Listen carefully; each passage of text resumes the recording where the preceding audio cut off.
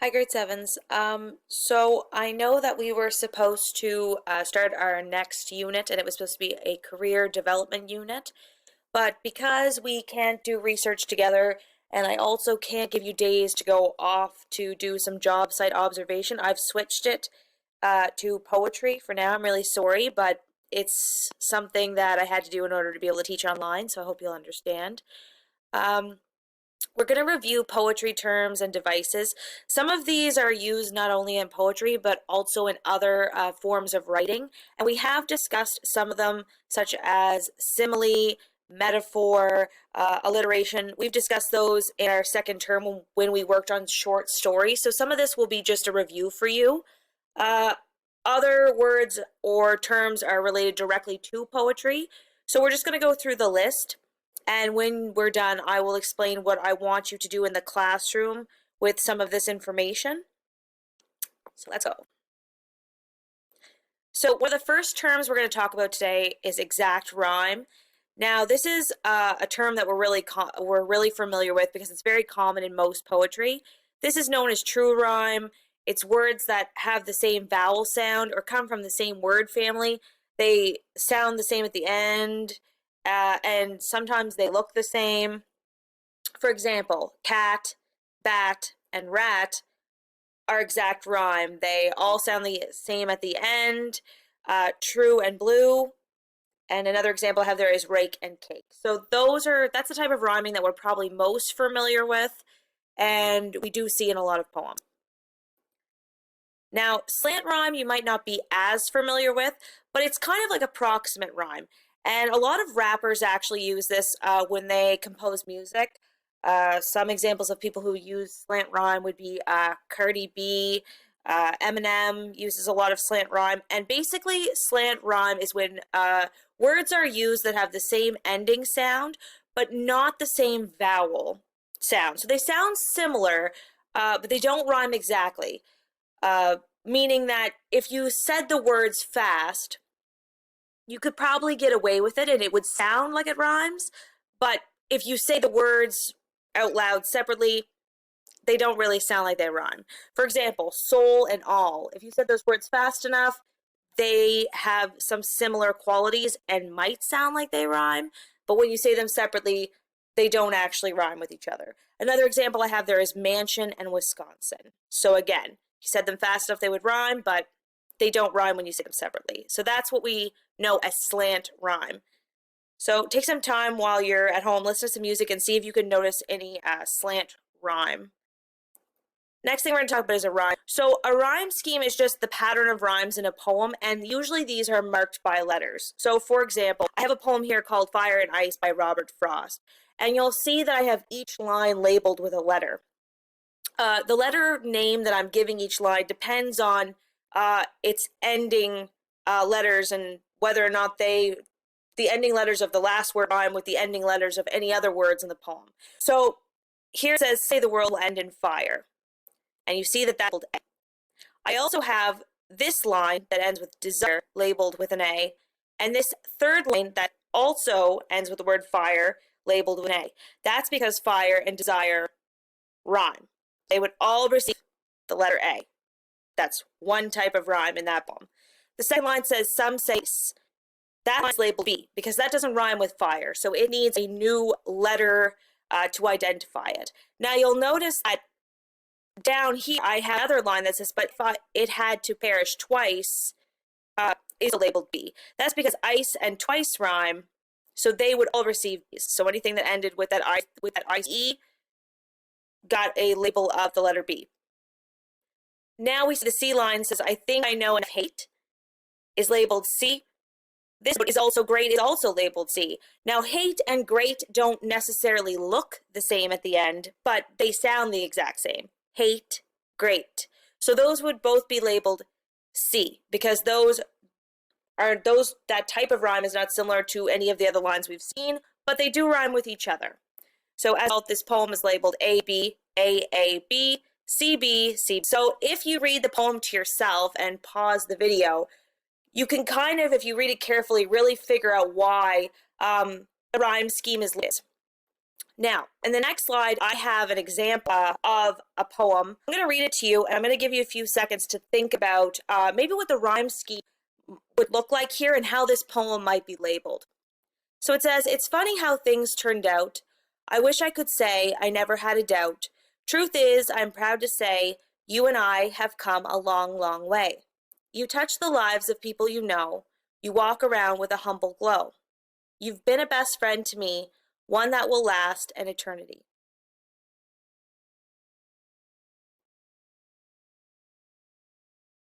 So if we look at the poem closely, it's funny how things turned out.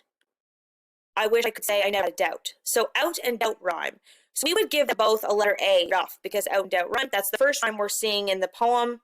So that would receive the letter A at the beginning of both, at the end of both of those lines. Sorry. Truth is, I'm proud to say, you have come a long, long way.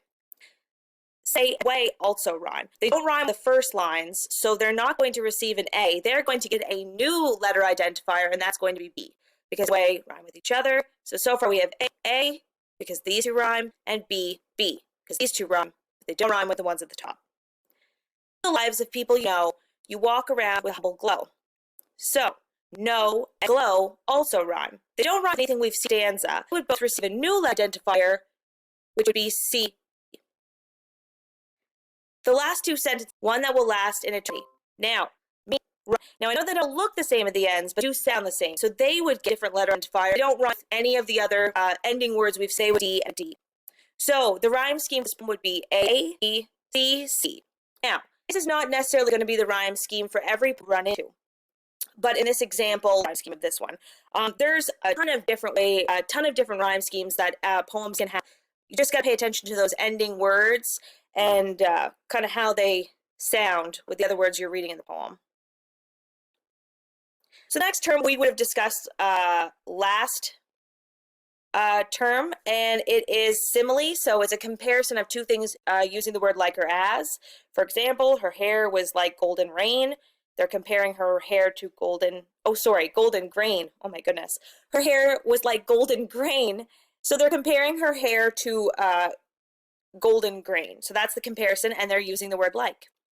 In the next sentence, it says he was as slow as molasses. So they're comparing the boy or the man, his speed, to that of molasses, which if you've ever tried to pour molasses is incredibly slow. Again, using the word as to make that comparison. A metaphor is a comparison as well, but the difference is that the person who writes a metaphor does not use the word like or as to make the comparison. So I have the example here. Her eyes are two pools of deep blue water. That is a comparison. They're comparing her eyes to the water, but they are not using the word like or as. So that would be just considered a metaphor. Personification is a type of comparison where a non-human thing is given human characteristics. For example, the sun peeked over the horizon. So the sun can't peek, it doesn't have eyes. However, in this sentence, peeked is being used to describe kind of how the sun is rising over the horizon. Except peeked is giving it that human characteristic because it's implying it has eyes. That's an example of personification. In that sentence, the sun is being personified.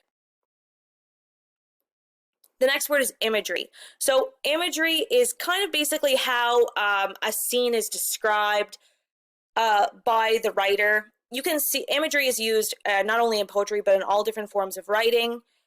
Normally, this language involves the five senses. So the author is using touch, taste, smell, hearing, and what they see to describe the scene to the reader. So for example, I have below a host of golden daffodils beside the lake, beneath the trees, fluttering and dancing in the breeze. So there, the author is taking the daffodils, and he is doing his best to use as much descriptive language as possible to describe these daffodils. Even using a little bit of personification there, he talks about them dancing as well in the breeze. But you can restrict in those three sentences. The reader can really paint a picture in their mind of what that scene might look like. So the next term is alliteration. You might be familiar with this, especially when you think about, for example, tongue twisters.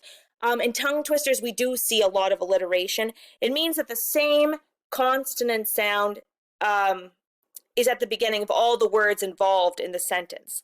So I have here, Peter Piper picked a peck of pickled peppers. That's a pretty common tongue twister that we've heard before, but it's also alliteration because most of the words in that sentence begin with the same letter count. So assonance is something you might not be familiar with, but it's not exactly alliteration because it's not a repetition of a consonant sound. It's a repetition of the same vowel sound, and often it's in the middle of a word. So in this sentence, it says, "Oh, how the evening light fades over the lake." So fades and lake don't sound like they rhyme, but they do contain the same A sound, both of those words. So that is what assonance is. They can, the same vowel sound, fades and lake, both contain that A sound. Onomatopoeia is a word that has a sound associated with it. So you most commonly will see this usually in comic books. There's normally like a bubble or a square describing the sound that an object would make, but they're using a word for it. So some examples of words that would be considered onomatopoeia are boom, sizzle. If it's an animal, maybe an animal sound. So when we see the word, we think of that down automatically. Now the next thing I have is tone and mood. And the reason why I put these together is because they often get mixed up, or people seem to think they're the same when we discuss a work of writing, but they're actually quite different. So tone is the writer's attitude towards a subject. So that's how the writer of the work feels about what they're talking about. The mood is how you feel based on what you're reading from the author. So for example, in the little blurb I have at the bottom here, it says, "He was my north, my south, my east, my west, my working week, and my Sunday rest. My noon, my midnight, my talk, my song. I thought that love would last forever. I was wrong." So the tone is that the writer is, feeling betrayed or maybe kind of upset with whoever he is that they're referring to in this poem. So that tone. The tone is anger, maybe betrayal, maybe some sadness. That you might get as the reader, it depends, I guess, on who you are in your own opinion. What somebody might read and what mood they might take from it might be different than another reader. So for me, when I read that, the mood I think that's created is maybe sadness, maybe deception, right? Maybe if someone else read it, that wouldn't be exactly the mood you'd take from it, but mood is kind of subjective based on who's reading it, but it's the feeling that you're getting based on what you've read. Tone is the writer's attitude towards the subject of the poem. The last one we're going to go through is hyperbole. So hyperbole is an exaggerated statement that shouldn't be taken literally. For example, I've been running around all day, and I have a picture of Chris D'Elia there because he is one of my favorite comedians, and he does a really good bit about how everyone says, "Oh, I've been running around all day," but really nobody actually runs around all day. Only babies run around all day. But that sentence there is an example of hyperbole. It's something that's exaggerated. People aren't actually doing it, and it shouldn't really be taken literally. For example, if somebody says, "Oh, I'm so hungry I could eat a horse." Well, no one's going to actually eat a horse. Well, I don't think anyway. But that is another example of a sentence that would be considered hyperbole. So now that we've went through all of the terms, you're going to be creating your own ebook of definitions using Google Slides in the classroom. And I'm going to have these slides set up for you. All you have to do is fill out the boxes that are left. On each slide, you're going to give a definition of the poetic device. And I also want you to find 2 examples of each. You can use materials at home. You can take lyrics from a song you've heard that might contain that device, or you can look online if you want. The only thing is that you cannot use the same examples that I have in this PowerPoint.